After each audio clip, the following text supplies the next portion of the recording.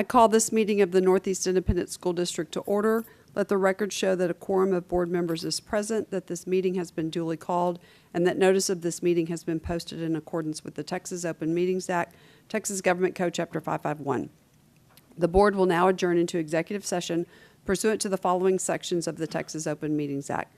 Texas Government Code, Section 551.071, private consultation with the board's attorney. 551.072, discussing purchase, exchange, lease, or value of real property.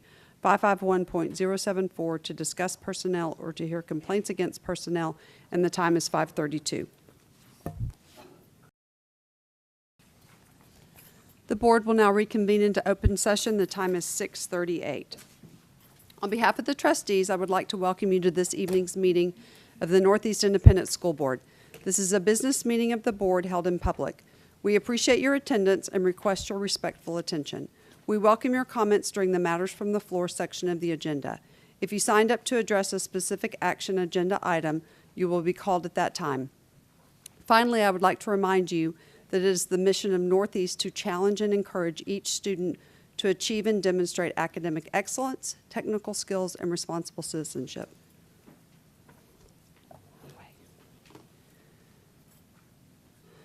Item 5, invocation and pledge of allegiance. Lopez Middle School, Mr. Wernley.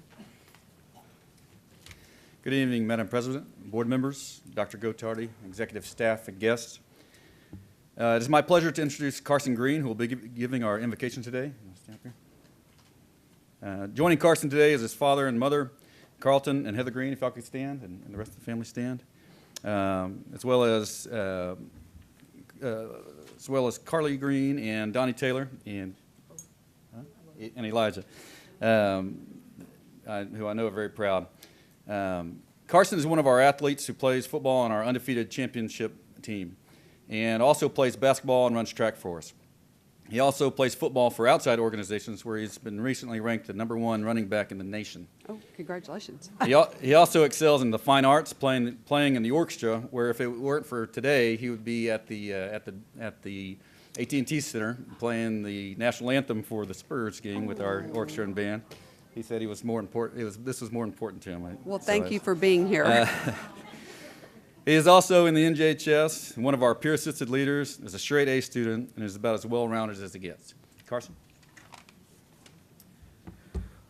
Please join me in the invocation. Dear God, we come to you this evening as we start our final journey of this school year, asking for your guidance, wisdom, and support. Please guide this board and administration as they make decisions that affect the students and faculty of this great Northeast ISD family. We praise you, Lord, and thank you for all that you've blessed us with. Please remind us each and every day what we do is for your glory. And bless the nation's men and women who protect our country each and every day. In your name we pray. Amen. Amen. It is also my pleasure to introduce Kiara Lopez Morelli, who will be reciting the pledge tonight. Joining Kiara, if you could stand, is her mother, young Torres Morelli. Kiara is our basketball manager, helping out on the team any way she can. She also excels on our debate team, which is why she can argue her way out of anything, it seems. But I got to know Kiara because she is she's on my student advisory team, helping shape the culture of the school at Lopez. She's a great kid that can brighten up any room with her big smile. So, Kiara, if y'all could please rise. I pledge allegiance to the flag of the United States of America and to the republic for which it stands, one nation, under God, indivisible, with liberty and justice for all. Honor the Texas flag. I pledge allegiance to thee, Texas, one state, under God, one indivisible.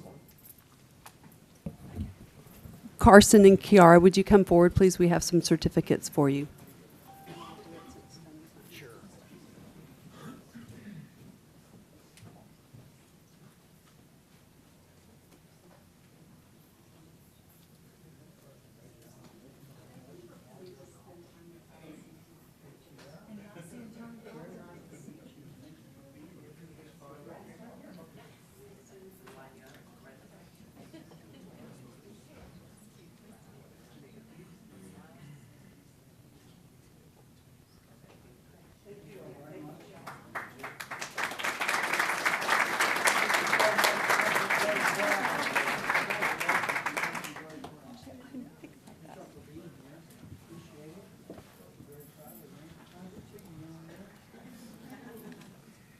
Thank you again, and you are welcome to leave. You're welcome to stay, but I'm sure you have a lot of things that you would like to do, as in studying and... Yeah, maybe you can make it to the Spurs game. But thank you again. We appreciate you being here.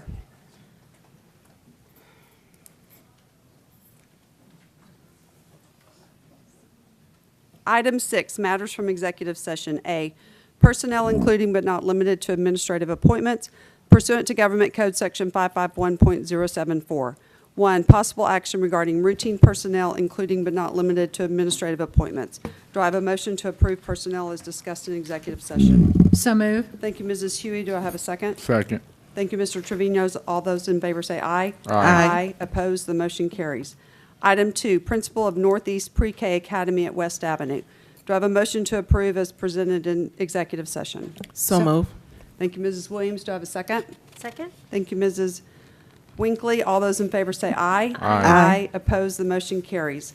Item 3, principal of Bradley Middle School. Do I have a motion to approve as discussed in executive session? So moved. Thank you, Mrs. Winkley. Do I have a second? Second. Thank you, Mrs. Williams. All those in favor say aye. Aye. Opposed, the motion carries. Item 4, introductions. Dr. Gottardy. Thank you, Madam President. Ladies and gentlemen and guests, it is my honor this evening to announce the first 2 positions that the school board just approved. We have a new principal of the Pre-K Academy at West Avenue Elementary School. That person will be Mr. Paul Kinlan. And the new principal of Bradley Middle School will be Mrs. Brenda Cerrone. We will bring both of these fine people back to the board meeting in February for formal introductions. So, based on our board meeting back in January, we have several principals that we would like to introduce here this evening. I'm going to ask the principals to please stand when I call your name and remain standing until I get through your entire bio. So, our brand new principal of Churchill High School, Mr. Todd Bloomer. Yay.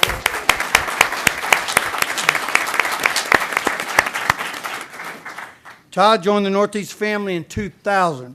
Prior to being named principal at Churchill High School, he was the principal at Bradley Middle School. Mr. Bloomer received a bachelor's degree in social studies in 1996 from Edinburgh University. He earned a master's degree in teaching in 2006 from Schreiner University. Mr. Bloomer has 22 years in education. Congratulations, Todd.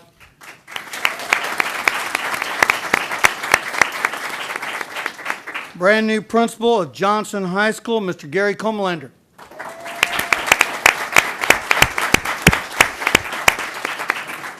Gary joined the Northeast family in 1999. Prior to being named principal at Johnson High School, he was the principal at Bush Middle School. Mr. Comelander received a bachelor's degree in secondary education in 1986 from Baylor University. He earned a master's degree in educational administration in 2003 from Texas A&M University, Kingsville. And Mr. Comelander has 32 years in public education. Congratulations, Gary.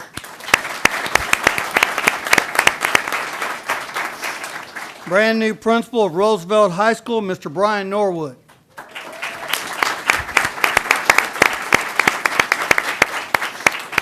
Brian rejoined the Northeast family in 2018. Prior to being named principal at Roosevelt High School, he was the principal at Northeast Alternative Center and served as assistant principal at Roosevelt High School from 2012 to 2016. Mr. Norwood received a bachelor's degree in exercise and sports science in 1999 from Southwest Texas State University. Go Bobcats. He earned a master's degree in educational administration in 2009 from Concordia University. Mr. Norwood has 20 years in education. Congratulations, Brian. New principal of Bush Middle School, Mr. Stuart Guthrie.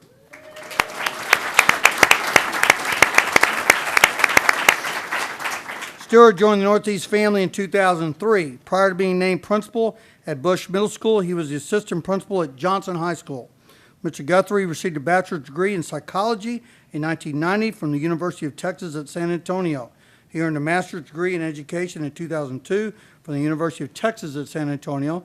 Mr. Guthrie has 28 years in education. Congratulations, Stuart.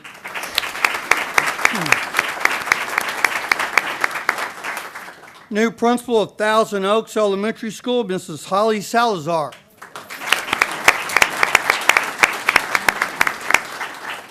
Holly joined the Northeast family in 2007.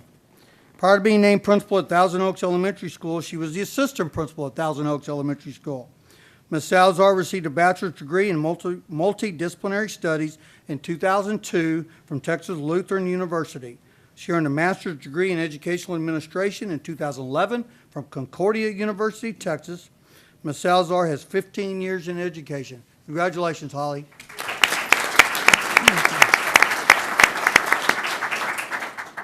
And last but certainly not least, we have a new Executive Director of School Administration, Dr. Justin Oxley.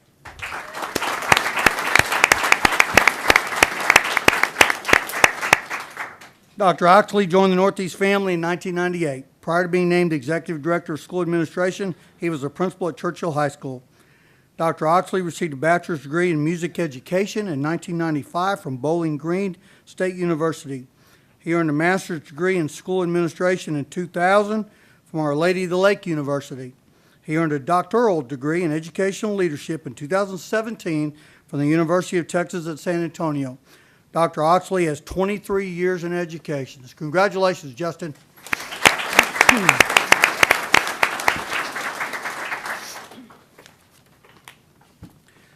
I have one last announcement. To the Northeast staff members, special guests, and community members. A few minutes ago, I informed the Northeast School Board that I would be retiring effective June the 30th of this year. Since 2011, it has been an honor and a privilege to be the superintendent of the Northeast Independent School District. 8 years ago, I was honored, humbled, very, very proud, and extremely nervous about being the next superintendent of the Northeast School District. In many ways, I still have those thoughts today. I have the utmost respect and admiration for the students, the parents, the staff members, this school board, and our community that makes up this great school district.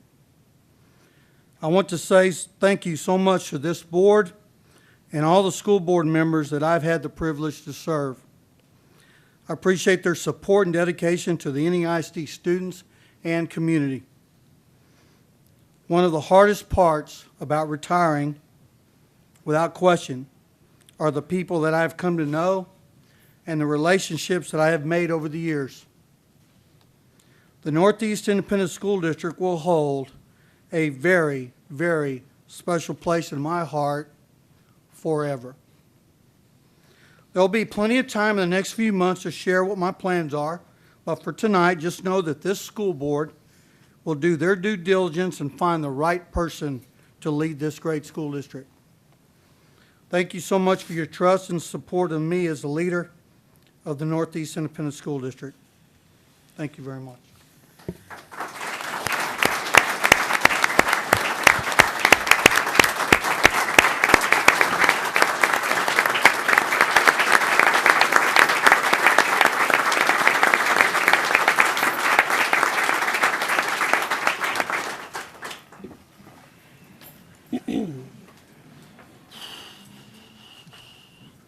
It's my turn to speak.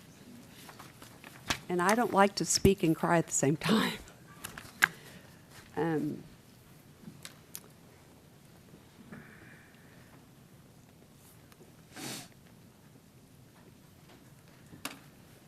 We're very excited for you. We're going to miss you. And I think I can speak on behalf of the board.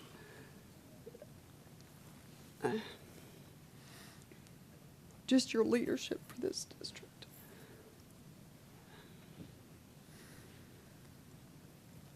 I'm sorry, y'all. I'm usually a woman of few words anyway, but if you've been to enough board meetings, you know I don't like to talk a lot, which is odd for a president, right? And I like to make jokes and make fun of myself. So That's how we're going to get out of this. But no, seriously, you've done amazing things for our district, and we appreciate everything that you've done to get us where we are. And we will have a special called meeting on January 23rd, and we will discuss replacing Dr. Gottardy. We will have to move forward, and we will, you will be a hard person to replace. And I know this is shocking to a lot of us, and so we're just kind of I'll try and get through the rest of the meeting. So, again, thank you for everything that you've done for us. It's been a pleasure to work with you. And next item. B, possible action on the purchase, exchange, lease, or value of real property pursuant to Government Code Section 5501.072, no action. C, possible action regarding consultation with board's attorney pursuant to Government Code Section 551.071, one, pending and or possible litigation, no action. Item 7, presentations. A, School Board Recognition Month 2019. Dr. Gottardy. Thank you, Madam President, board members, ladies and gentlemen, and guests. January 2019 is School Board Recognition Month. It's a great time to celebrate our hardworking school board members and educate the public about the important role that a school board plays in our community and in our schools. Our board members voluntarily tackle the enormous job of governing our school district. Their actions and decisions affect the present and future lives of our children. They plant the seeds of success. We wish to recognize our board members for their commitment and sacrifice by taking this opportunity to say thank you, school board members, for your continued hard work and dedication. At this time, Jason will show a short video of just a small fraction of the many activities you attend on a regular basis. And then I have some closing comments. I'm waiting for a hat or something. Picture with a hat.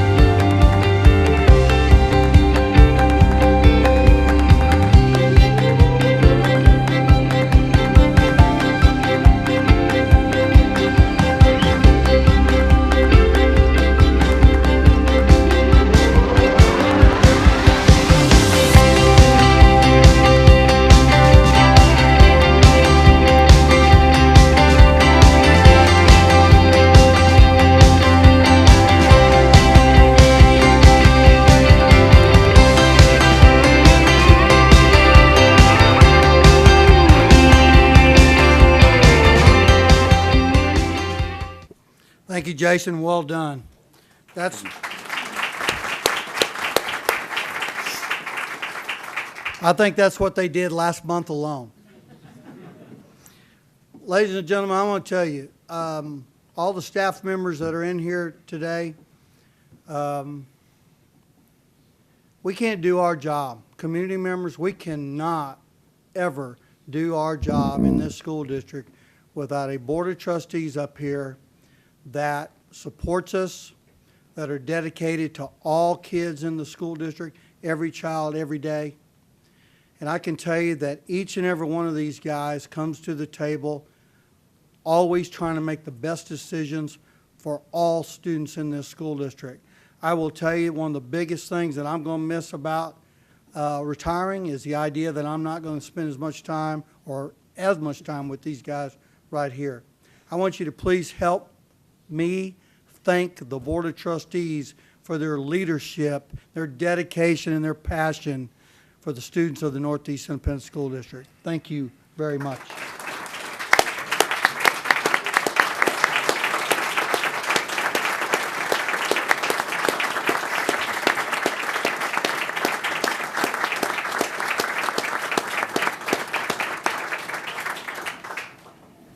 And again, like we did last year, we're going to try to double your pay Okay. for next year. I was hoping we would get a raise. Yeah. Thank you Well, very much. Thank you, Jason, for putting that together, and I think I speak on behalf of my fellow board members that we do it because we have a passion for this district. And, Absolutely, you have to. So I'm honored to be on the board. All right, item B, State of the NEISD Council PTAs. Monica Pipes, President, will come and do a presentation. And first, I would like to thank you all for dinner. It was delicious. We appreciate you coming early and doing that for us, so thank you. Welcome. Good evening, Madam President, board members, Dr. Gottardy, executive staff, and guests. As part of the Texas PTA's criteria to earn an Outstanding Council PTA Gold Award, a council must attend a school board meeting and present a State of the Council report. Our council has been working hard to achieve this distinction and hope that you find this report informative. The NEISD Council of PTAs is a group of dedicated volunteers working to make a difference to all children. We regularly reflect on our PTA mission to make every child's potential a reality by engaging and empowering families and communities to advocate for all children. Our goal is that everything we do is in support of this mission. As a council PTA, our purpose is to act as a primary channel of communication within the PTA network.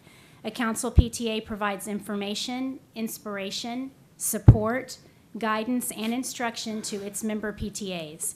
Council PTA serves to strengthen local PTAs, develop leadership potential, promote PTA membership, and advance Texas PTA's goals, programs, and initiatives. During this school year, our major council events have included or will include a candidates forum back in October for those who ran for the District 121 House of Representatives position, the operation of our NEISD Council of PTA's closed closet, Founders Day at MacArthur High School, reflection ceremony at Kruger Middle School, the International Student Exchange breakfast, and the used book sale at Littleton Gym. We will also be participating in Texas PTA's Rally Day on February the 25th. Rally Day is held every other year, and PTA members across the state will descend on the state capitol and show lawmakers that our united voice carries far and wide. The day will include both a parent and student caucus, a march to the Capitol, and time to meet with elected officials. As an association, we meet 5 times each school year. During these meetings, we share timely PTA information and focus on promoting Texas PTA's Back the Future message, recognizing the district's top volunteers, sharing the State of the District message, presenting the Virgil T. Blossom scholarships to aspiring educators, and recognizing our PTAs for their membership recruiting efforts. At each meeting, we also spotlight 2 to 3 of our local PTAs who submit information regarding unique events or programs held at their campuses in the content areas of advocacy, arts and education, environmental awareness, or healthy lifestyles. Our board provides training to local PTA boards, including multiple Texas PTA leader orientations, as well as officer and committee chair trainings. We want our local PTAs to have the tools they need to be successful and to run a PTA with transparency and hopefully without conflict. The NEISD Council of PTAs provides mentoring and support to each of our local PTAs as they are paired with both a council mentor and a partner in PTA, which is another NEISD PTA. Currently, our district has 18,822 PTA members, and we are aiming for at least another 2,338 members to once again reach our highest number of members in the last 5 years. Our local PTAs are doing a great job sharing the PTA message and promoting PTA membership. Currently, 64 campuses have an active PTA, meaning they've recruited 20 or more members and have submitted them to Texas PTA. Those 64 are also in good standing with Texas PTA, and we are actively working with the remaining 3 to achieve good standing, hopefully before the end of the month.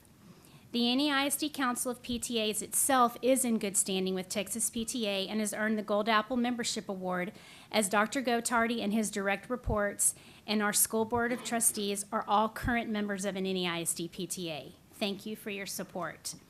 We have many local business leaders, including Mayor Nierenberg, who have also joined an NEISD PTA through our NEISD Council of PTA's Community Membership Forum.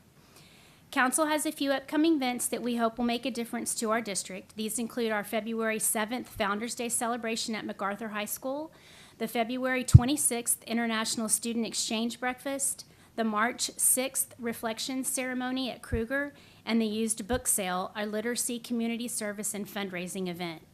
We appreciate your support to help us achieve our mission. Social media is one of our most effective communication tools. Please like the NEISD Council of PTA's Facebook page and visit our website at necouncilpta.com. Thank you for your time, and I would like to recognize some NEISD Council of PTA board members that are here in attendance.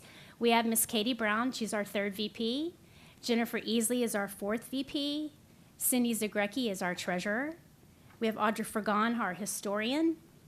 Kathy Reed, our used book sale chair. Lisa Hartofilis is our hospitality chair. She's the one that brought the yummy dinner. Belle Watson, our Founders Day chair, and Sarah Patterson, our courtesy chair. Thank you.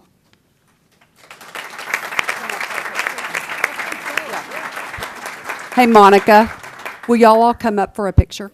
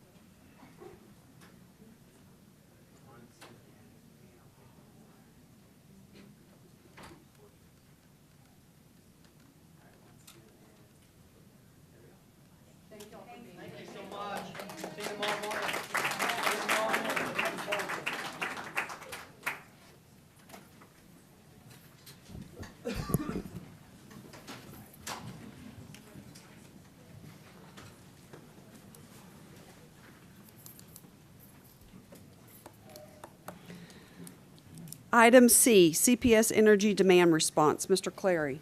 Madam President, members of the board, Dr. Gottardy, executive staff, and guests, I invite Mr. Paul Robbie to the podium to make this next presentation.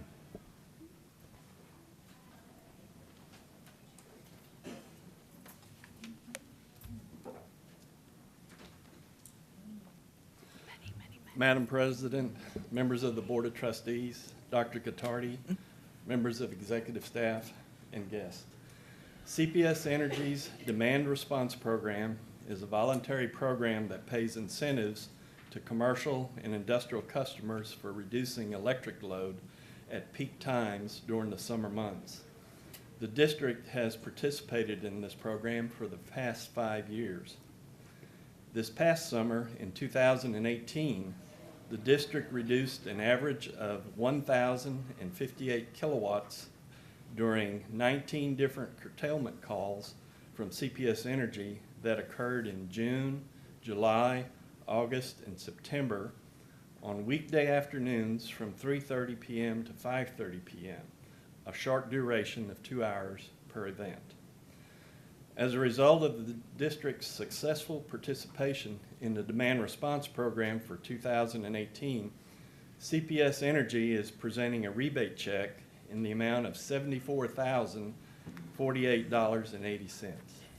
Here tonight is Mr. Joe Jones, Key Account Manager with CPS Energy, to present this check to the district. Joe.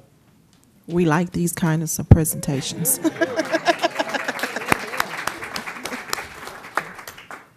Well, thank you so much for inviting CPS Energy here this evening, and it's a real pleasure to present a big check to you. As Paul mentioned, the Demand Response Program is a load shed program during the hottest summer days between 3:30 and 5:30, and this year we had 19 events, which is less than 40 hours. So when you look at the size of the check for $74,000, divide that by 40 hours, that's close to $2,000 an hour. The only people I know that make $2,000 an hour work at the AT&T Center and dress as the Spurs. Well, thank you so much for participating in the program. It's been a real community benefit because it really helps us during those high peak hours. And what happens is the residential people go home and they turn their AC up or down, up, and then we pay our commercial customers an incentive to curtail a little bit so it balances our electric grid out. So it's a real community benefit, and once again, thank you for participating and helping out our community. Thank you very much. Do you want a picture of that?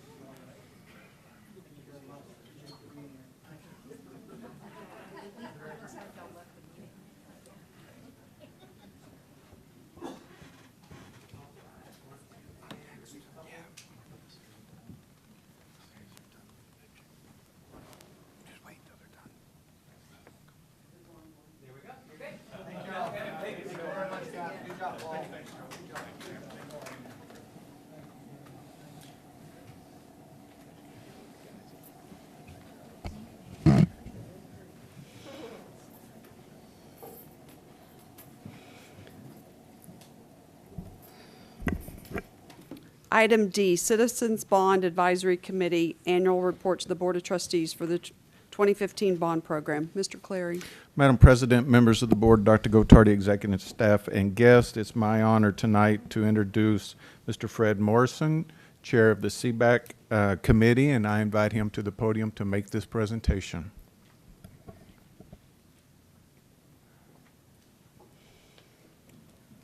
Well, I'm a little bit in shock. I'm not a betting person, but I would have bet that I would retire before Dr. Gottardy.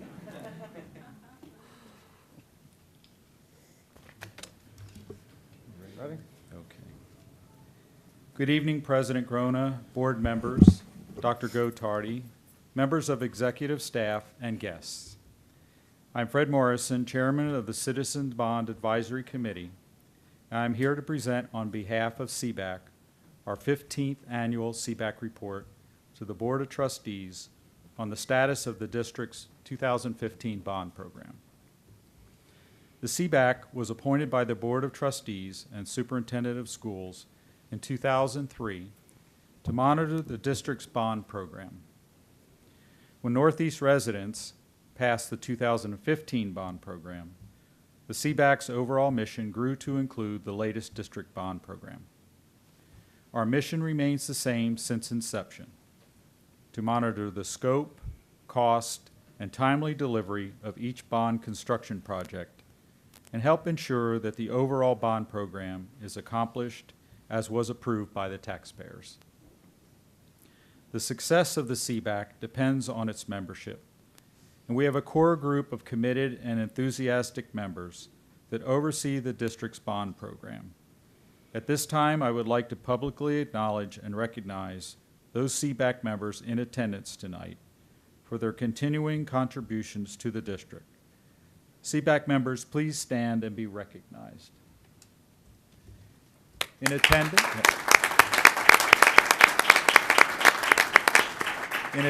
we have Mr. Price Darling, Ken Lawrence, and Brandon Logan. Thank you, gentlemen.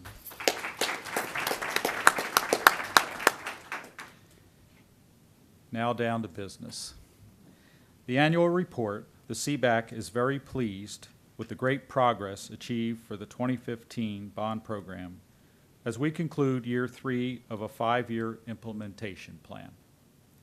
As a result of top-notch in-house planning, which includes design development practices geared toward maintaining strict adherence to project scope and cost, coupled with outstanding program and project management services, the 2015 bond program is in excellent financial shape. At this juncture, the 2015 bond global contingency fund balance equals $13.125 million, which reflects funding recently authorized by the board to install additional safety and security infrastructure at the high school campuses, budgeted at $1.875 million. This project was the first expenditure from the $15 million bond global contingency fund. Additionally, the Construction Management and Engineering Department has attained an in-house construction contingency of $1 million for managing the day-to-day project construction requirements across various construction sites across the district. As a result of sound budgeting and program management by the Construction Management and Engineering Department, sufficient bond funding was available within the construction contingency account to fund the following bond initiatives. Number 1, a new gymnasium at Montgomery Elementary School in lieu of renovations to the existing athletic facility. Number 2, a new video doorbell intercom system at all campuses' front entrances to improve safety and security. Number 3, 2 additional secure entry vestibules at Delview and Ridgeview Elementary Schools. 4th, expansion of the BAC Walker Pool Replacement Project to include widening of the pool to 25 yards to better support aquatics training and competitions. 5th, improvements to the front entrance driveway at the Northeast Sports Park to provide an additional exit lane for improved traffic control. Number 6, middle school cafeteria stage lighting and sound control upgrades at 8 additional campuses. Number 7, tennis court resurfacing work at 3 high schools. And 8th, a new radio system for the police department to improve radio coverage across the district and provide improved communications with local law enforcement agencies. In total, these 2015 bond construction contingency expenditures represent over $9 million of additional infrastructure improvements and upgrades at projects across the district. As shown on this slide, Year 3 bond expenditures totaled over $173 million, representing approximately 35% of the overall bond program, with $160 million in construction, $11.5 million in technology, and $1.8 million in new bus purchases. All design contracts have been issued, and the district is on track to have all construction contracts completed within the bond program's 5-year implementation plan. The overall 2015 bond program is 55% executed as of December 2018. Currently, 31 2015 bond projects are under construction across the district with a total construction value of approximately $237 million. I'm pleased to highlight the status of major projects included in the 2015 bond program. This list of projects is not all-inclusive, but is representative of major work which is either ongoing or completed during calendar year 2018. Firstly, the Comalander Stadium bleacher replacement project is complete, which included east side stands replacement, completed in August of 2017, and the west side stands replacement and stadium restroom renovations, which were completed in August of 2018.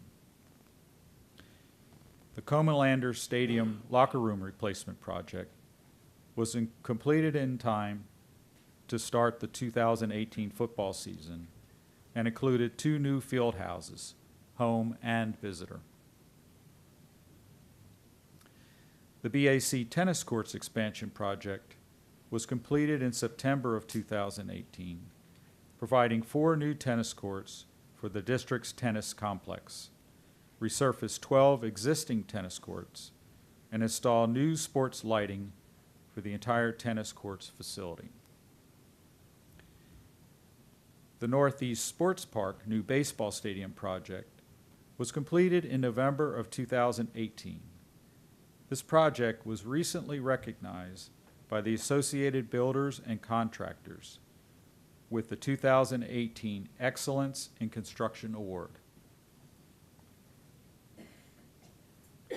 The District Central Operation Warehouse project was completed during the spring of 2018, which included new facilities for the Technology Services Department and relocation of the district's print shop from Perrin Central to the new renovated facility. The district's CTE Medical Trades project was completed in August of 2018. This facility represents the newest program within the district's main CTE center at Perrin Central. Conversion of the old Lee High School Science Building and Home Economics Facility into new CTE and STEM facilities for the campus was completed in May of 2018. The Secure Entry Vestibules Phase 2 project was completed in December of 2018, resulting in a total of 19 elementary and middle school campuses with new secure entry vestibules to improve campus safety and security. The Regency Place Elementary Addition and Renovations project includes a new addition which provides for 20 new classrooms and the elimination of portable buildings, new administrative, counseling, and clinic areas, new library, secure entry vestibule, and renovation of the old admin area into a family support center. Construction work is underway with scheduled completion in August of 2019. The Hidden Forest Elementary School addition and a renovations project includes a new gymnasium, expansion of the administrative, counseling, and cafeteria dining area, secure entry vestibule, and installation of permanent walls within the classroom areas. Construction work is underway with scheduled completion in January of 2020. The Bradley Middle School addition and renovations project includes a second band rehearsal hall, expansion of the cafeteria dining area, new black box theater, secure entry vestibule, and renovation of the existing band rehearsal hall. Construction work is underway with scheduled completion in April of 2019. Phase 4 of the Garner Middle School campus replacement project includes a new kitchen and cafeteria, fine arts program area, and CTE food service lab. Construction work on these facilities was completed in August of 2018. The second part of the construction work includes a new campus library area with completion scheduled in July of 2019. The Jackson Middle School campus replacement project includes a new classroom addition and various sports field upgrades. The new football field, all-weather surface track, tennis courts, and outdoor basketball play areas were completed in July of 2018.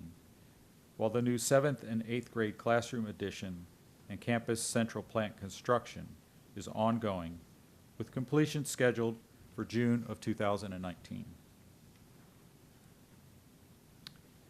The Kruger Middle School campus replacement project includes a new athletic facility, new fine arts facility, and new kitchen and cafeteria. Construction work is ongoing and scheduled to be completed in October of 2019.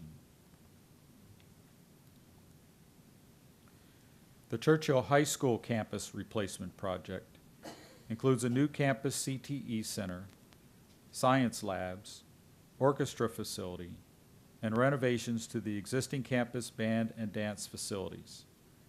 The band hall and dance facility renovations are complete, while construction completion for the new orchestra facility is scheduled for March 2019 and new CTE center and science labs in October of 2019. The new Lee High School Performing Arts Center includes a new auditorium, a fine arts facilities for both the Lee High School and NEISD programs.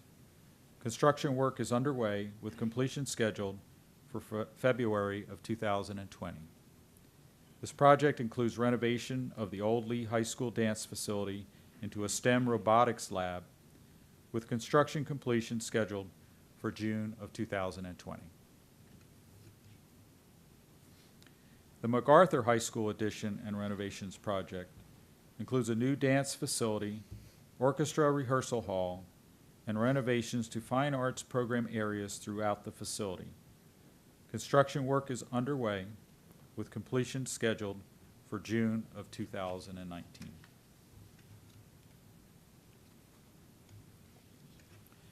The Reagan High School additions and renovations project includes both a second band and second orchestra rehearsal hall and new JROTC facility. Construction work is underway with fine arts facilities scheduled for completion in July 2019, and the new JROTC facility scheduled for completion in December of 2019. Replacement of the Bill Walker Pool facility is underway, with construction completion planned for August of 2019. This concludes the 2015 bond program major construction projects highlights. The Technology and Library Services program execution is also going extremely well, with approximately 53% of the overall program funding and contracts executed to date, which represents over $38 million. Some program highlights include obsolescence replacement of high-end computers for secondary school labs is completed. Purchase and replacement of Northeast ISD Police Department iPads, desktop, and laptop computers is completed. Conversion of district voice over IP telephone systems is completed.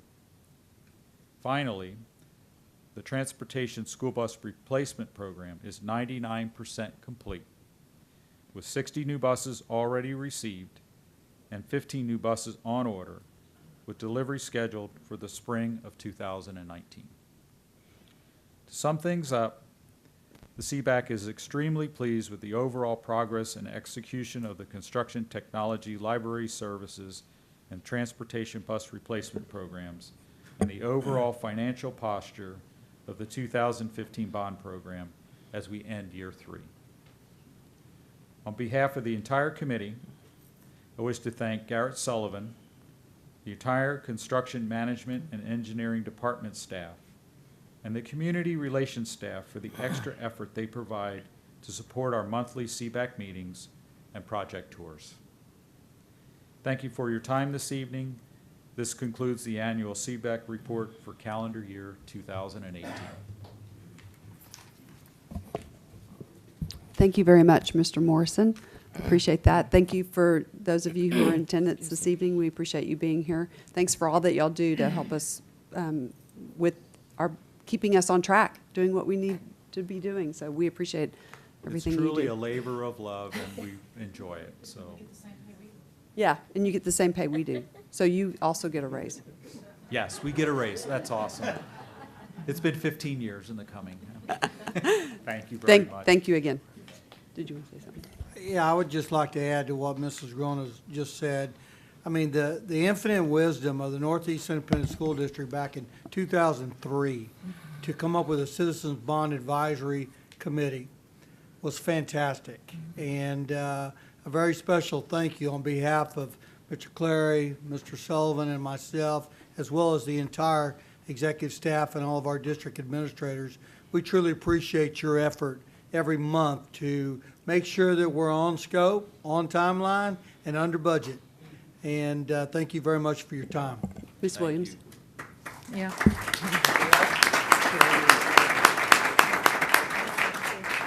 Well, I'd also like to echo now what's already been said, having been an alumni, I guess, of the C.P.A. committee. I really, am fortunate to have been able to serve with a fine group of folks who are looking out for our tax dollars. So I think this is a best practice that others can emulate. So thank you all. Thank everyone for their time and for their service. Thank you. Ms. Hughey? And I just, Thank you. she's all ours now. I'd just like to add that it's very seldom that we ever have a presentation by Mr. Sullivan that we don't ask. What has CBAC said about this, or has CBAC reviewed it? So that's a constant refrain. I'd also like to note, too, that Price and Ken are original members of the committee from day one. So that's really incredible. I think, are y'all the only ones left from the original group? Do you know? Oh, and Ricky Ford. Yo, gosh, yeah. So there's been a few, and Maureen maybe. And I think Miss Colonel Dartling has perfect attendance. In That's 15, right. in 15 years, he has Perfect, not yeah. missed a meeting. Has not missed a single meeting. So Thank yay, you so Price. much. And Brandon, you. And kudos to Brandon, too, for really stepping up since you've joined us, too. So thank you to all of y'all. Thank you. Thank you very Fran. much. Item E, Northeast ISD Parent and Community Feedback Survey. Dr. Maika. President Grona, members of the board, Dr. Gottardy, executive staff, and guests. I'm going to ask Dr. Galindo, our Director for Performance and Planning, to come up for this presentation.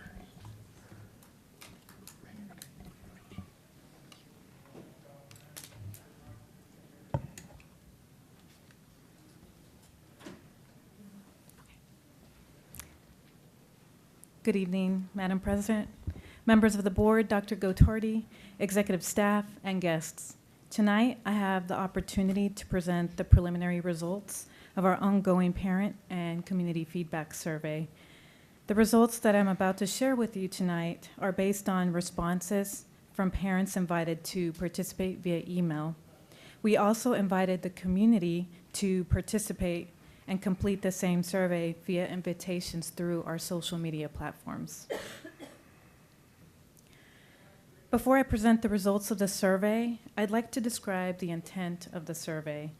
The district wants to know what parents value the most in the following categories: academic offerings, college and career initiatives, parent and community involvement, school safety, staff and facilities, and student services.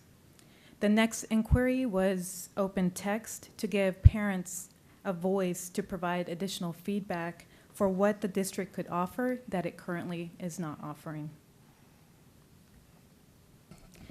In regards to the structure of the survey, there were 17 questions before asking the parents to provide feedback on what they value the most. We asked parents to rate the district from 0 to 10 on how likely they were to recommend Northeast to someone they knew. In addition, parents were asked how familiar they are with what the district has to offer, whether their child participates in any extracurricular activities, and how they prefer receiving information and communication from the district. Parents ranked items within the categories to provide feedback and what they valued the most. Parents were then asked to rank the overall categories as well as to determine what was most important to them. The initial email invitation was sent to 56,129 parents, which yields about a 10% response rate after we got 5,600 responses. And I'd like to add that we only needed 3,800 responses to achieve a high confidence level, so this is representative. There were some takeaways from this. We had about 8,000 parent emails missing, and that was due to our Skyward information system, where parents did not update their contact information, or also there was a lot of bounced back emails. So we had a lot of takeaways and learning from that. In regards to the question, how likely parents are to recommend Northeast ISD, we had 49% of parents rate the district a 10 out of 10. So out of the possible 10 points, we had 49% of parents rate us a 10, which gave us an average of 8.6. The survey question that represents how informed parents are about our district offerings. We had about 95% of respondents, and this was a self-reported question, of course, that they were either somewhat to extremely familiar with the offerings that Northeast had. And then in regards to the question on parents' preferred method of communication, 94% of parents prefer email, and this was also a select as apply. There was other category where parents could actually fill in, and a consistent category from the open text responses was text messaging. That was something we didn't think about. So text messaging is one thing that parents prefer as well. And then parents were also asked which social media platforms they follow. And as you can see, 47% of our parents actually prefer Facebook campus pages, followed by the district Facebook page. The survey respondents visit campus websites more than district. And so this backs up what we saw in the previous slide, where campus sites get visited more often compared to the district. And then before I go into the results of the ranking of the categories and the items within the categories, I wanted to present the structure of the question. And this is what parents and community members saw when they took the survey. This is an example of the school safety category ranking question, where respondents can click and drag any items listed on the left and drag them into the box on the right. And then they could also rank them by dragging them in order of what was most important to them. As I mentioned before, parents ranked items within the categories to provide feedback and what they valued the most. And this is a quick recap of the overall categories that you see here. Parents were also then asked to rank the overall categories as well to determine what was most important to them, of course, one being the most important. And as you see, staff and facilities was the first most important category out of all the categories, followed by school safety, and then third, academic offerings. Now I'm going to break down to the most important items within the category of staff and facilities, and these are the top three most important: quality of teachers, class sizes, and quality of administration. School safety, bullying prevention was first, most important. Front entrance security, police officer presence. Academic offerings, the top three most important, number one being AP dual credit on-ramps, STEAM, and fine arts. Then we have college and career offerings, top three most important. First one being ability to earn college credits, career and technical education classes, and magnet programs.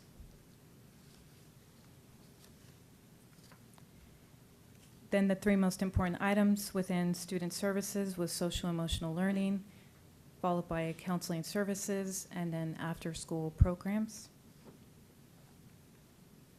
And then the last category was parent and community involvement, PTA being the most important within the items, family specialists second, and then volunteer opportunities.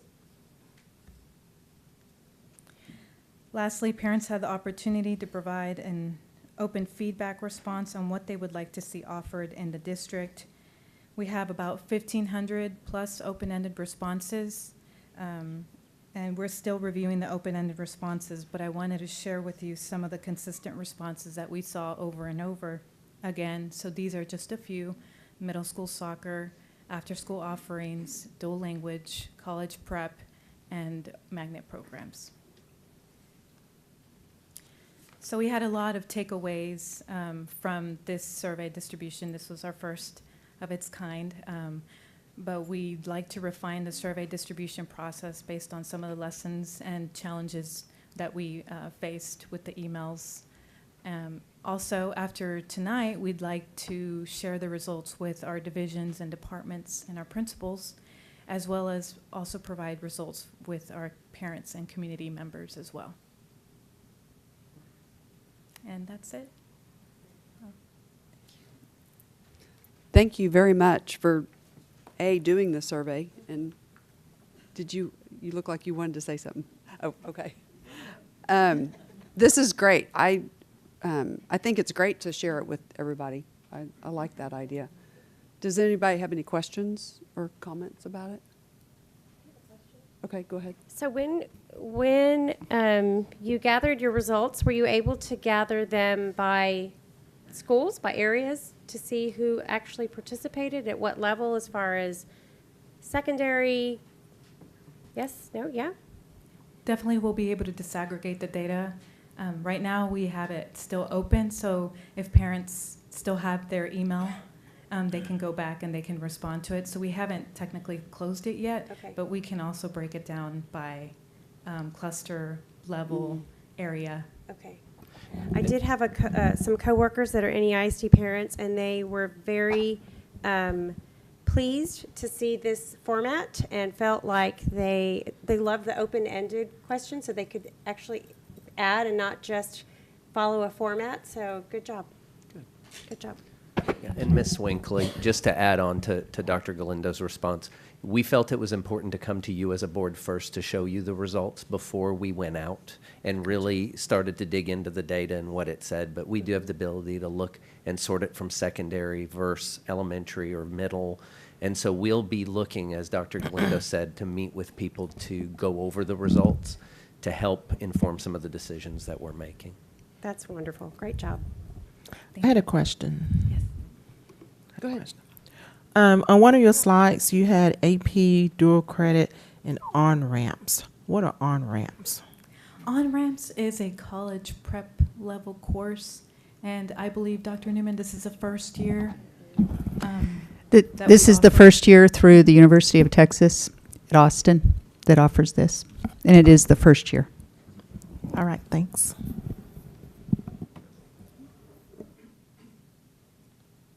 Anybody else? My only comment is, first of all, thank the research department for everything they did on the survey.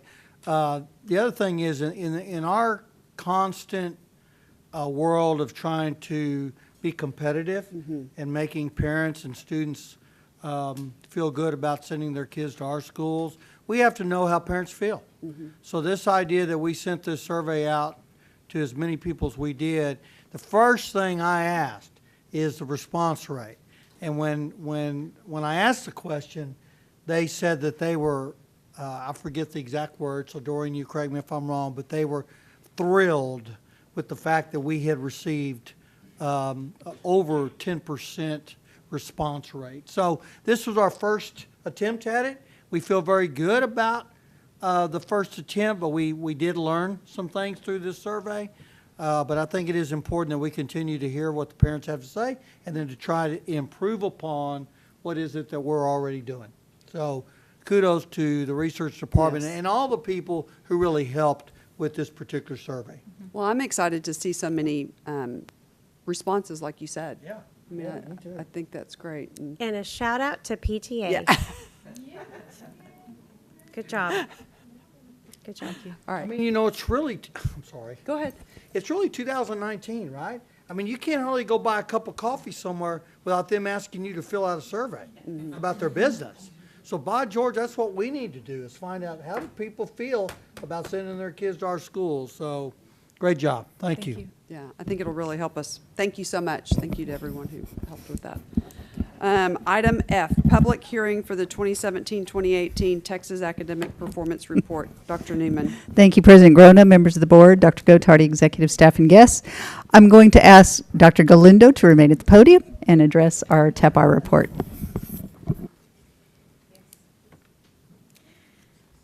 So switch gears here. So we are required to hold a hearing for public discussion of our annual report.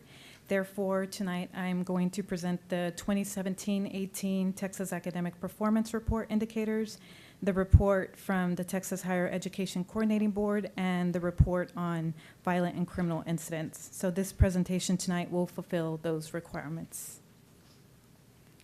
So the PDF TAPR report came out the week before we broke for winter break, but the PDF TAPR comprises of the main part of the district's annual report, and it must be published in the same format that's provided by TEA.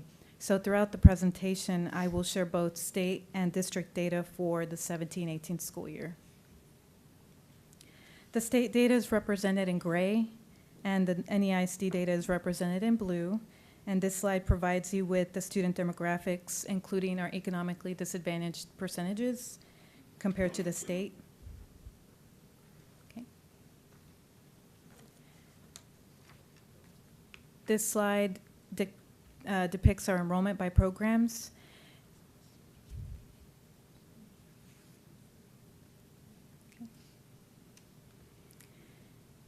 And then this slide is the first column on this slide is the overall score when combining all tests in all subject areas. This includes students that met and mastered, so our percent of approaches grade level or above, broken out by subject.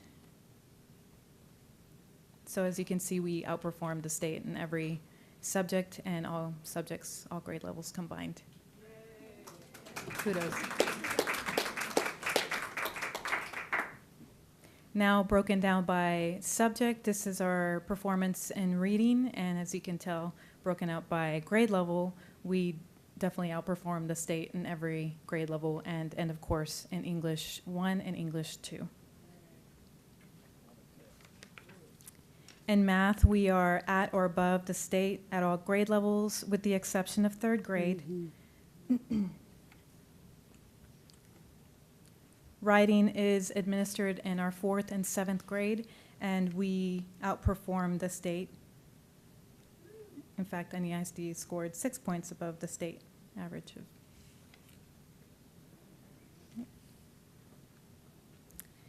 Our social studies star is administered in our 8th grade, and the U.S. history end of course exam is given at the high school, typically in 11th grade. And again, the district outperformed the state. Science star is administered at 5th and 8th grade, and biology end of course is administered in high school, and as you can tell, we are above the state in all.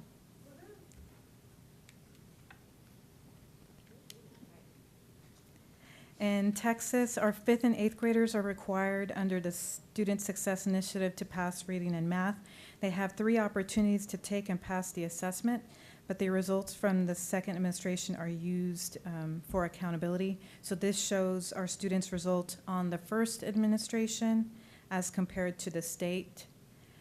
And then after the second administration, the cumulative MET standard, of course, increased, and we still outperformed the state.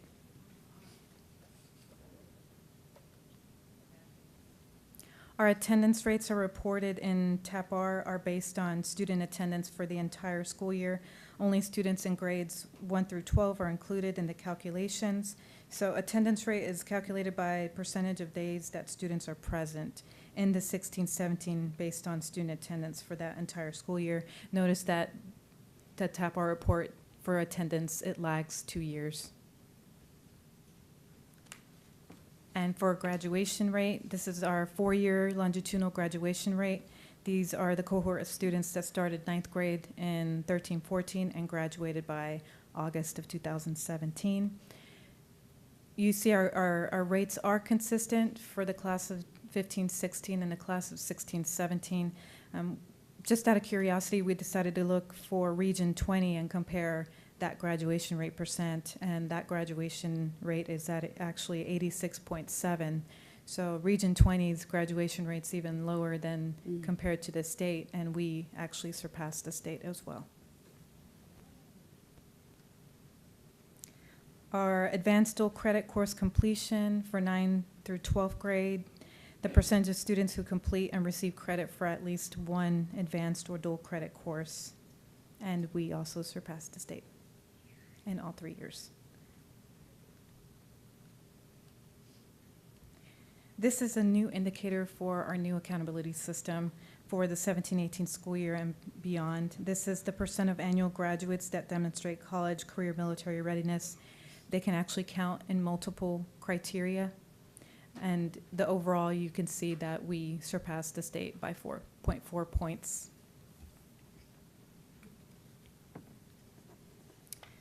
And then I'm going to give the mic to Dr. Brummett. Thank you. Good evening, Madam President, members of the board, Dr. Gottardy, executive staff, guests. Another component of the TAP-R requirement, obviously, is that you all be informed with regard to violent and criminal incidents. Since that obviously has a very specific connotation, let's begin by acknowledging the fact that the data that you're seeing here represents a referral rate of 1.5% of what's reported in TAP-R for the state.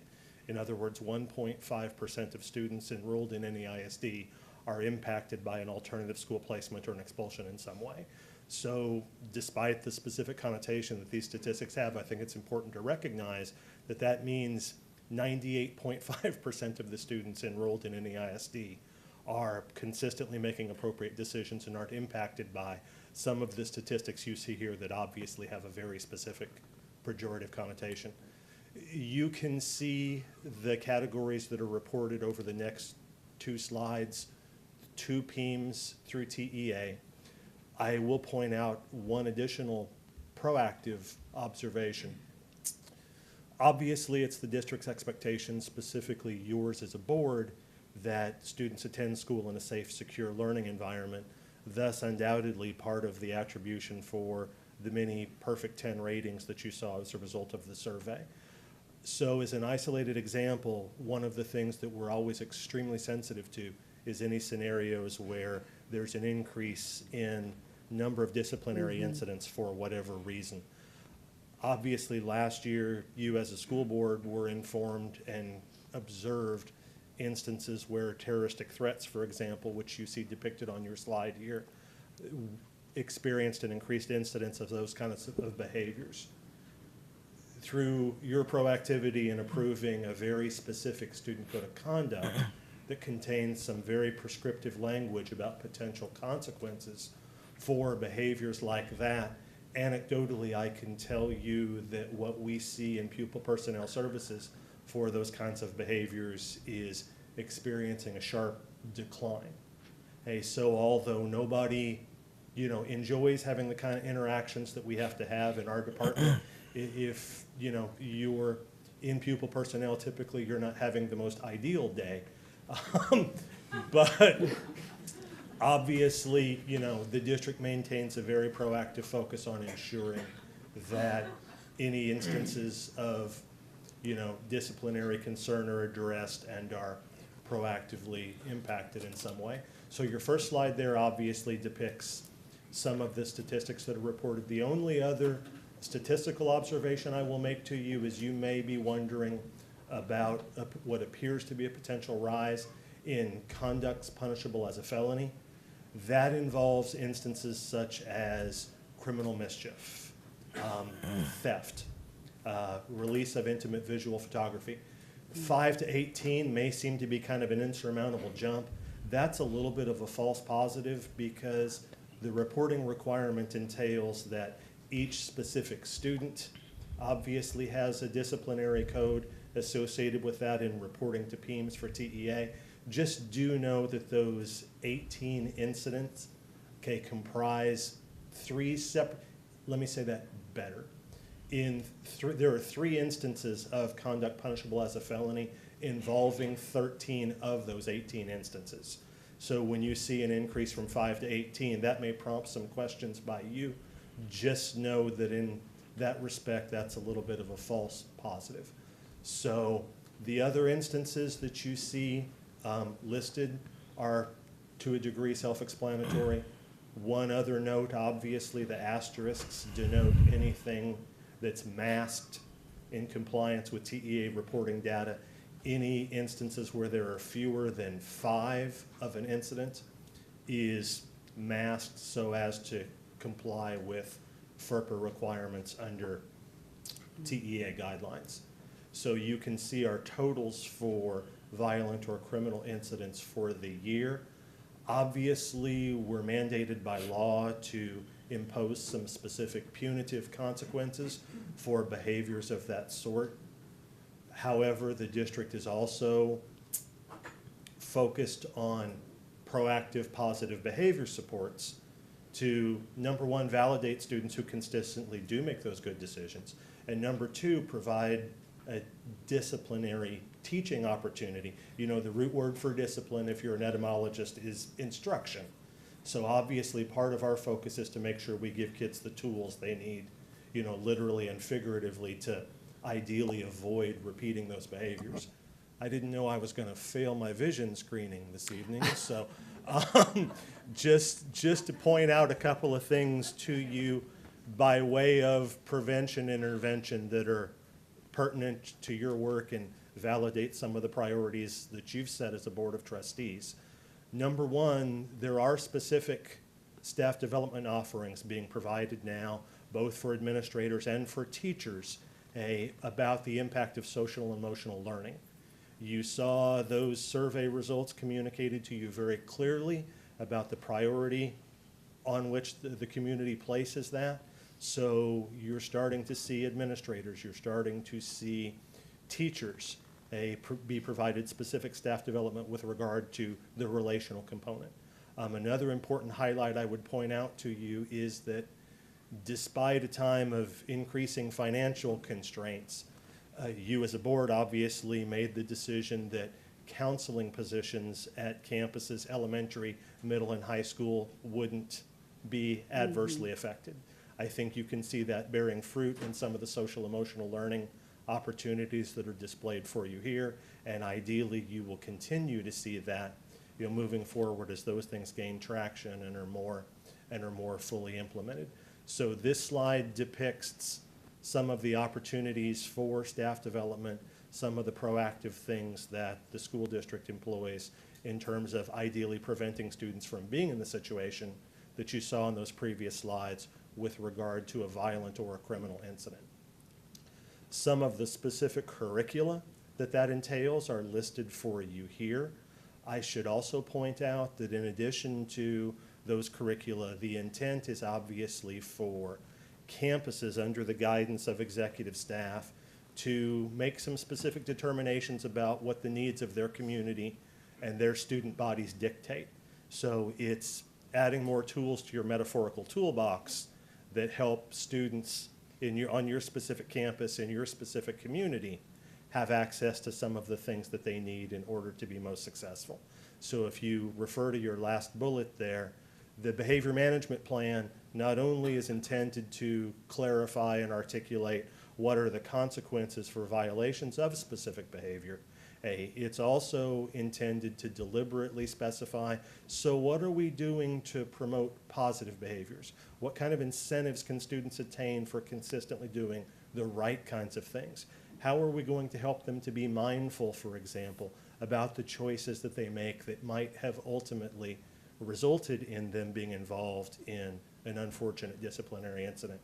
How are we going to employ restorative practices that help students overcome, you know, the consequence of a behavior that they've had to incur? You participated in an incident that resulted in you being referred to alternative school. You're back on campus now.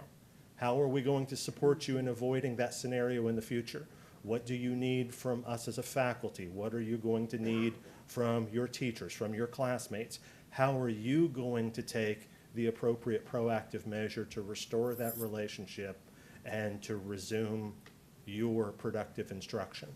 Okay, so lastly, the slide that you see before you now is a continuation of some of the programs that are implemented under the auspices of student leadership and well-being, to include Leader in Me, predicated on, you know, Stephen Covey's 7 Habits of Highly Effective People, PALS, Unity Clubs, peer mediation, restorative discipline. The community survey Dr. Galindo reviewed with you alluded to bullying being an important priority, obviously, for your community. There are a litany of examples about bully prevention, student clubs, unity clubs, and similar things that are in place on campuses, not only aimed at preventing specific instances, but also to promote a culture where those kinds of things are far the exception rather than the rule. And then the next component, obviously, is a report about the higher education coordinating board. I do have a question. Yes, ma'am. On your first slide, when it talked about the incidents that showed terrorist, I think it was at the bottom, terrorist Yes, threats, that jumped to 39. Is Chief here?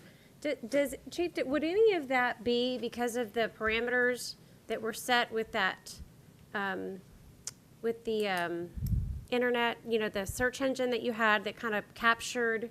Now we have the tools to capture those threats, and could that be the significance of such a jump? Is it in 2016, 17, we didn't have the tools to be able to recognize those threats, and now we do? Well, I don't think it's the tools that we had. As you recall, last year towards probably February through the end of the school year, we had a drastic increase in school violence across the nation. And during that time, our kids at the time were sending out messages that they were going to participate in school violence. Okay. And part of the district and with the DA, that was something that wasn't going to be acceptable in not only Northeast but in San Antonio. So they took a positive approach to filing charges against these students because it was creating such a fear and panic throughout the city that some of the steps that were previously required to prove a terroristic threat was being kind of placed aside, so to speak, so that, you know, that we could pursue this criminally. And I think that's why you have the big jump. And as you can see for this year,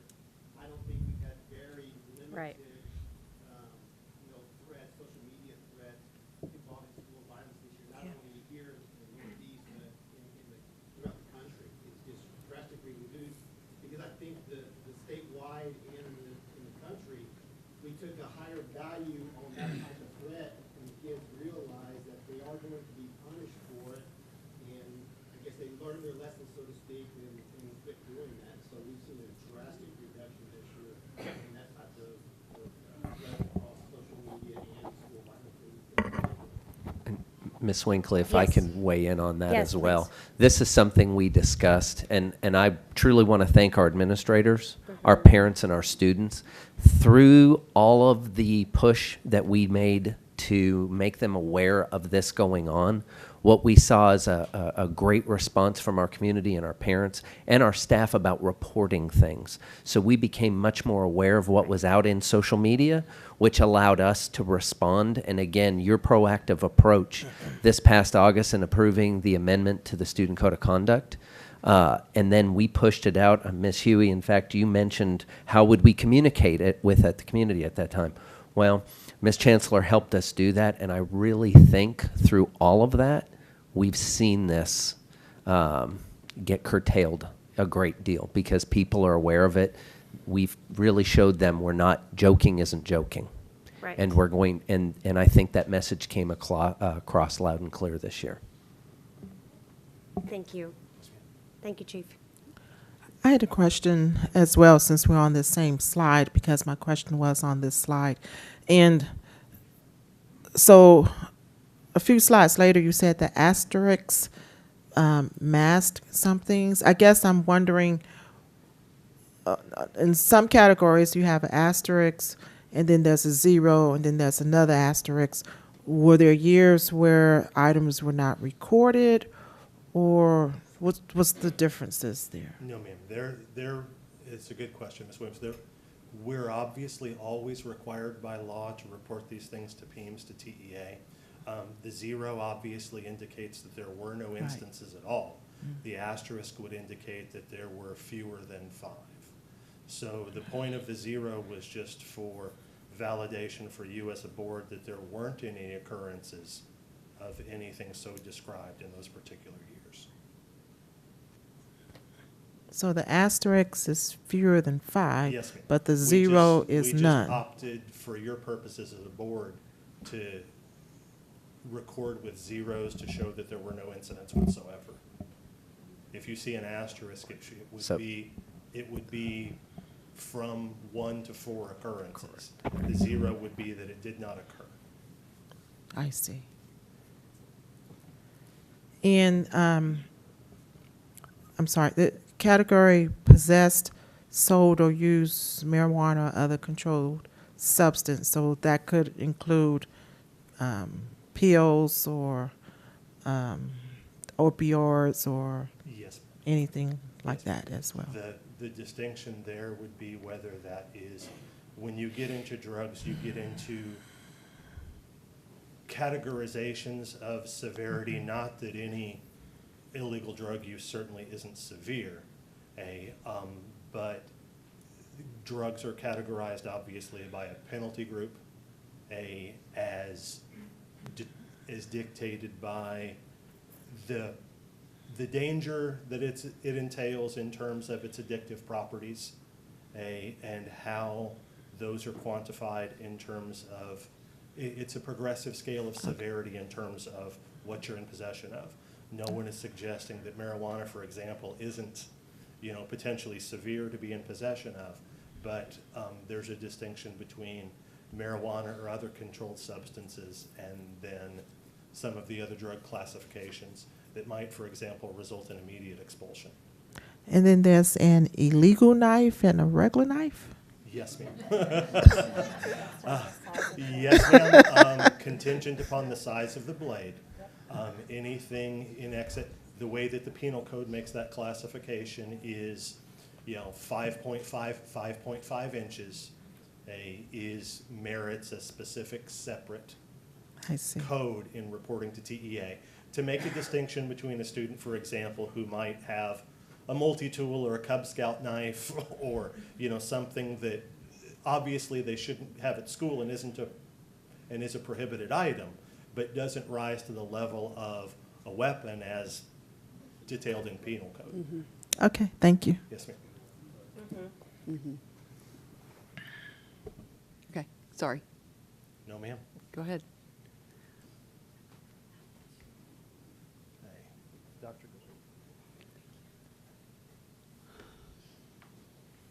So I'm going to finish out the presentation. This slide highlights the Texas Higher Education Coordinating Board report on higher education. So this table shows Northeast ISD graduates who attend a higher education institution in Texas. Notice our numbers have actually increased, so they went from 51% of total high school graduates to 53%.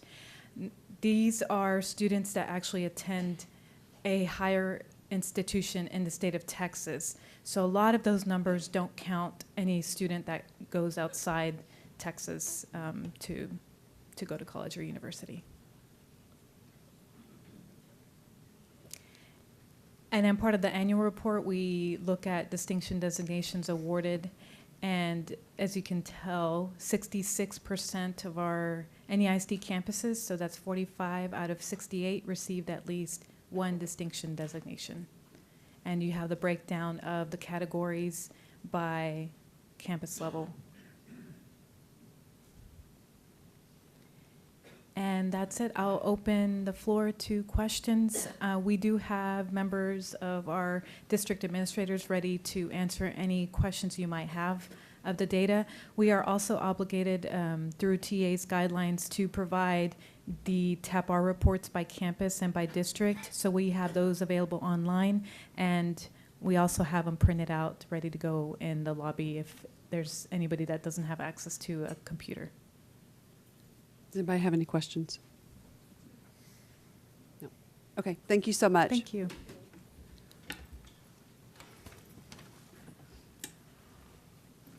Item 8, Board Business A, possible action regarding changing March and June 2019 regular board meeting dates due to conflict. Dr. Gottardy. Thank you, Madam President. Board members, ladies and gentlemen, there's a conflict between regularly scheduled board meetings in March and June of this year. Traditionally, the regular board meetings are scheduled on the second Monday of each month. This year, the second Monday falls on March the 10th during spring break and June 9th during Roosevelt's graduation. So we are asking tonight, we're recommending to you tonight to have the March regular board meeting on March the 4th before we go on spring break, and the June regular board meeting on June the 3rd for those dates, those two regular board meetings. We're asking for your approval on the change of those 2 dates. Okay, so we're doing it before spring break instead of after spring break? Correct. Okay. March 4th and June the 3rd. Questions or comments? Seeing none, do I have a motion to approve March 4th and June 3rd, 2019 as the dates for the regular board meetings in March and June 2019? So moved. Thank you, Mrs. Winkley. Do I have a second? Second. Thank you, Mr. Trevino. All those in favor say aye. Aye. Opposed, the motion carries. Item 9, new business for possible board action. A, resolutions. 1, possible action regarding National School Counseling Week. Dr. Newman. Thank you, President Grona, members of the board, Dr. Gottardy, executive staff, and guests. At this time, I'd like to ask Natalie Herholster, our Director for Guidance Services, to talk to you about the resolution. Good evening, Madam President, board members, Dr. Gottardy, executive staff, and guests. The week of February 4th through the 8th, 2019 has been designated by the American School Counselor Association as National School Counseling Week. This week highlights the tremendous impact that our school counselors have on our students. The counselors work diligently each day to meet the social and emotional needs of our students so that each student can reach their dreams. I would like to thank some counselors in attendance tonight, and if y'all could please rise for coming here and supporting us.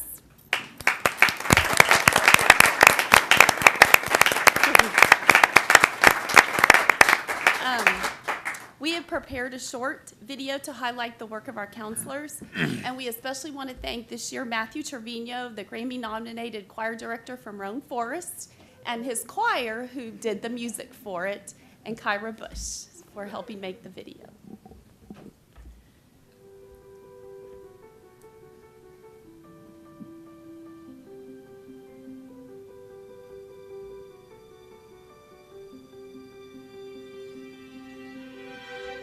I close my eyes and I can see a world that's waiting up for me that I call my own. Through the dark, through the door, through where no one's been before, but it feels like home.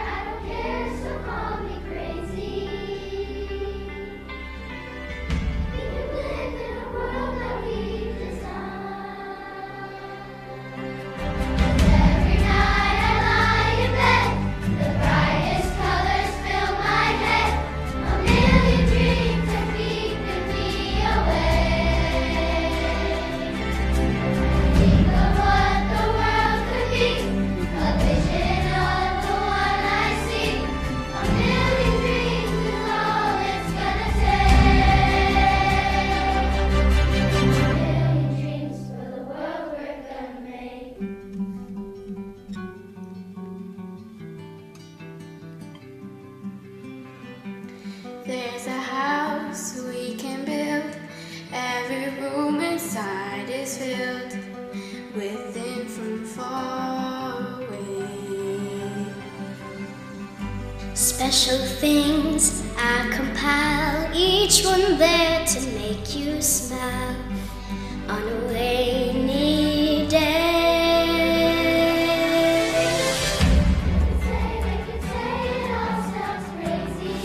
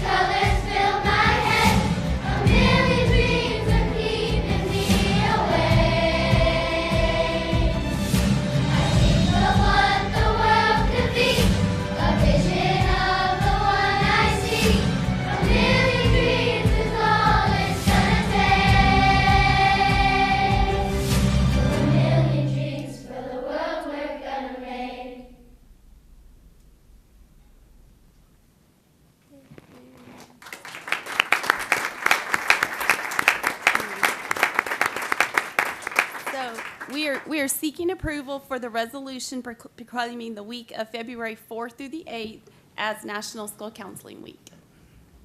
Thank you. That video was awesome. And thank you to all the counselors for everything that you do for our students. Any comments, questions?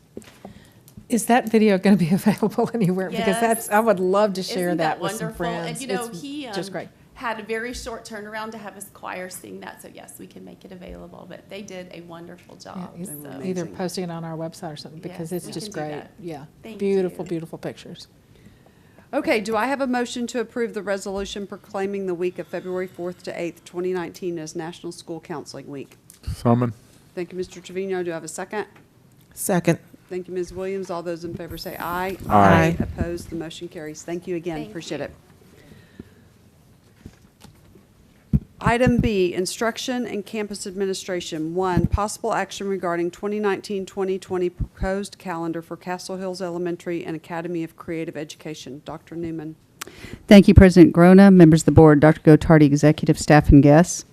For this item, we ask that the Board of Trustees approve the 2019-2020 proposed calendars for Castle Hills Elementary and the Academy of Creative Education as submitted to you. Mrs. Borman is here should you have any questions on these two calendars. Okay. Did anybody have any questions regarding that? Thank you. Seeing none, do I have a motion to approve the 2019-2020 proposed calendars for Castle Hills Elementary and Academy of Creative Education as submitted by their respective staffs?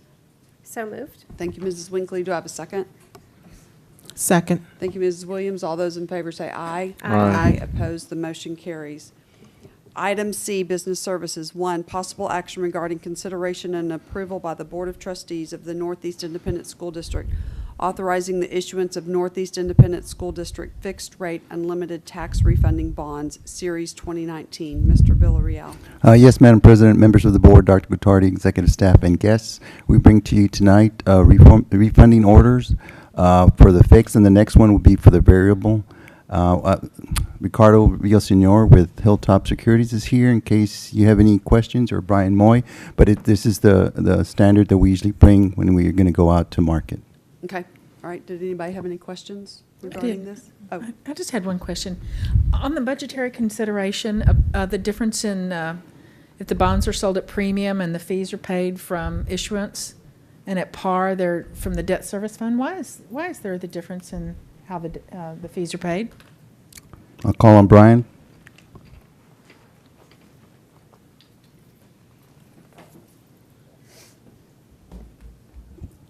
If we get to market and there's more demand for our bonds, then the buyers are willing to pay more than the face value of the bonds. There will Right. be proceeds in the transaction then sufficient to cover all the fees associated with it. If there's not, and we've only had, I think, since I've been working on this since 2012, I believe there's only been one transaction, we've had several, where there have not been enough proceeds available to cover all of the expenses related to actually doing the sale and the issuance. So if there's any portion that the district has to pay for that the buyers aren't paying for, then we have money. We do have sufficient money in our debt service fund to cover any difference. anybody else?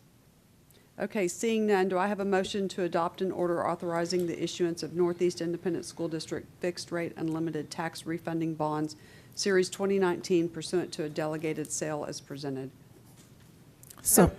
Thank you, Mrs. Hughey. Do I have a second? Second. Thank you, Mrs. Winkley. All those in favor say aye. Aye. Opposed, the motion carries.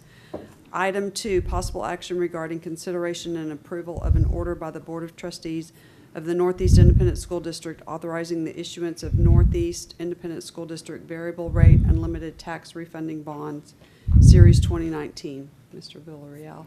Yes, Madam President. This is the variable portion of it. When we go to market, we might either fix it or do a variable or do a combination, but at least we'll be prepared with both orders that you all would be able to approve. Okay.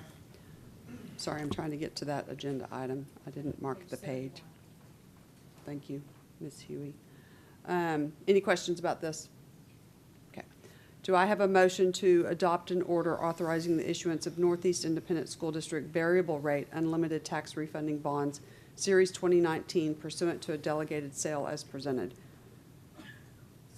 Thank you, Mrs. Hughey. Do I have a second? Second. Thank you, Mr. Trevino. All those in favor say aye. Aye. Opposed, the motion carries. Item D, consent. 1, business services. A, 50,000 purchases. 2, operations. A, 2015 bond program, Lee High School Phase 2, re-roofing and roof-related work project bid award approval. B, professional services contracts, construction contracts, and related contract amendments supporting the 2015 bond design and construction requirements. 3, end of consent. Do I have a board member wishing to pull an item from consent? You scared me. Seeing none, do I have a motion to approve consent? So moved. Thank you, Mrs. Winkley. Do I have a second? Second. Thank you, Mrs. Williams. All those in favor say aye. Aye. Opposed, the motion carries. Item 10, reports. A, financial statement review of expenditures. That's been provided for you. B, awarded bid report. That has been provided for you. Item 11, matters from the floor. The trustees welcome comments from members of the public during this time of the meeting. Generally, board members do not respond to public comments during the meeting, although members may request further information or a future agenda item on a matter raised during public comment. As explained fully in the board's written procedures for this time, the matters from the floor portion is a limited public forum. Accordingly, speakers may present on a topic related to district business for up to 3 minutes, but are not permitted to make 1, personal complaints about an individual staff or board member that should be raised using the district's grievance policies. 2, a personnel action. 3, a student disciplinary matter. 4, a complaint about a particular student. 5, or pending litigation. Any person who persists in speaking on these topics after being directed not to do so will lose the remainder of their time to speak and may lose their privilege of addressing the board at future meetings. We also welcome written comments at any time, either through email at board@neisd.net or by mail, care of the superintendent's office at 8961 Tesoro Drive, 6th floor, San Antonio, Texas, 78217. Ms. Hughey. Donna Sherman.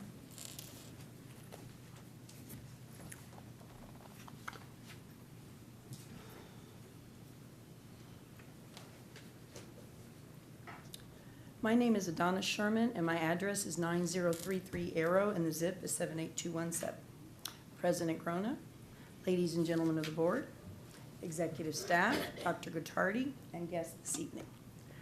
As the new year starts, the Northeast Education Association would like to reflect on all of the great and positive things that had happened in the first semester of this school year, and we thank you for your support for educators.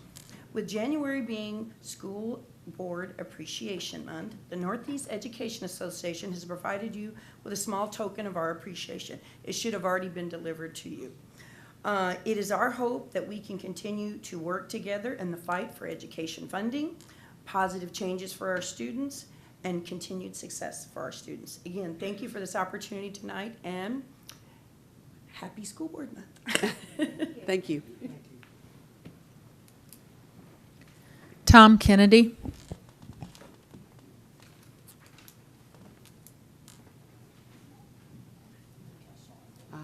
Okay. Patsy Esterline.